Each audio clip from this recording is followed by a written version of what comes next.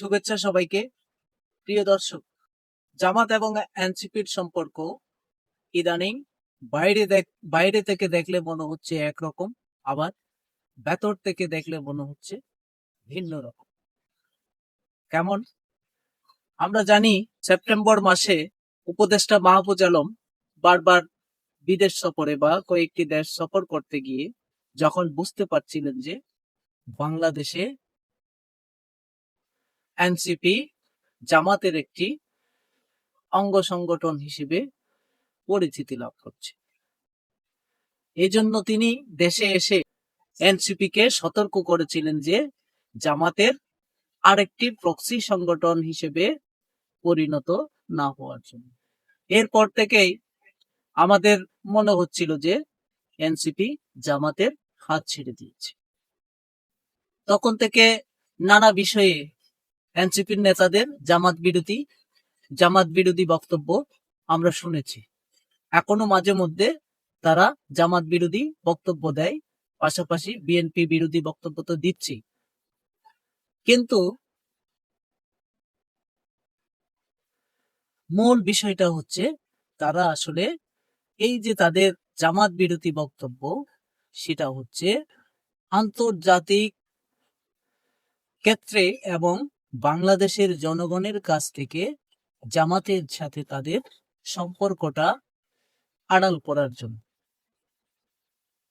অতি সম্প্রতি তারা যতই জামাত বিরোধী বক্তব্য দিচ্ছে, কিন্তু জামাতের দাবি এবং তাদের দাবি যতই এক হয়ে যাচ্ছে, বিএনপিকে ঠেকানোর জন্য জামাত এবং তাদের দাবি যতই এক হয়ে যাচ্ছে, ততই স্পষ্ট হয়ে উঠছে জামাতের সাথে তাদের ভেতরকার ঘনিষ্ঠতা বা ভেতরকার গভীর সম্পর্ক।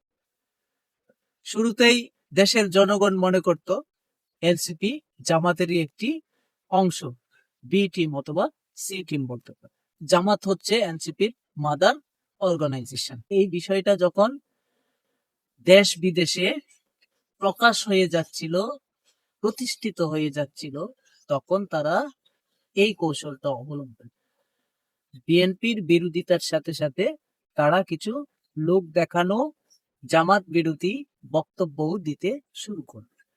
কিন্তু ইদানিং তাদের কর্মকাণ্ডে এটাই প্রকাশ করে যে, বা এটাই নিশ্চিত করে যে তারা আসলে ভেতরে ভেতরে জামাতের সাথে গভীর সম্পর্কে জড়িত, এবং সময় হলে তা প্রকাশ্যেও আসতে পারে, আবার নাও আসতে পারে। এই যে জুলাই সনদ সহ নানা বিষয় নিয়ে জামাত এবং এনসিপির মধ্যে এমন একটা পরিকল্পনা হয়েছে যে যারা পাল্টাপাল্টি কিছুদিন কাদা চুরাচুরি করেছে, যা দেখলে মনে হবে আসলে তাদের মধ্যে একটা বিরোধ তৈরি হয়েছে, কিন্তু এসব আসলে লোক দেখা। ইদানিং জাতীয়তাবাদী দল বিএনপি কে ঠেকানোর জন্য জামাত এনসিপির বক্তব্য শুনলেই বা জামাত এনসিপির দাবি এবং কার্যক্রম দেখলেই সহজেই বোঝা যায় জামাতের সাথে কি ঘনিষ্ঠ সম্পর্ক, কি গভীর সম্পর্ক এনসিপির রয়েছে ভেতরে ভেতরে। আজকের মতো এটুকুই। সবাই ভালো থাকুন, সুস্থ থাকুন। ধন্যবাদ।